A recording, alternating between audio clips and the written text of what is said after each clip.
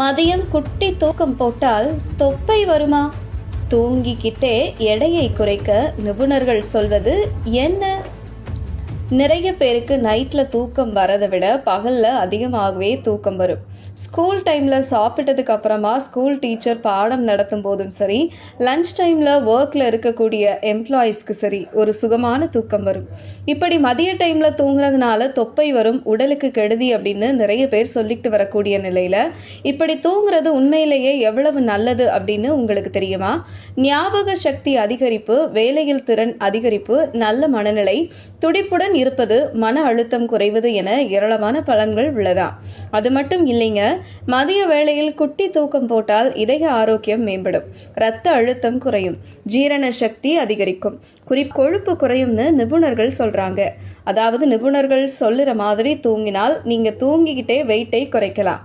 ஆனா இந்த பலன் எல்லாம் கிடைக்கணும்னா நீங்க வெறும் 10 நிமிஷம் டு 30 நிமிஷம் தான் தூங்கணுமாம். அதே மாதிரி இடது பக்கமா சாஞ்சு தான் படுக்கணுமாம். அப்போதான் நல்ல பலன் கிடைக்கும்னு சொல்றாங்க. அதே மாதிரி சேர்ல சோஃபால எல்லாம் உட்கார்ந்துக்கிட்டு தூங்கக்கூடாது. கண்டிப்பா படுக்கையில தான் தூங்கணுமாம். அப்புறம் என்னங்க, நைட் சரியா தூங்கலைனாலோ ஓய்வு எடுக்கலைனாலோ நீங்க தாராளமா எந்த தயக்கமும் இல்லாம மதியம் ஒரு குட்டி தூக்கம் போடலாம்.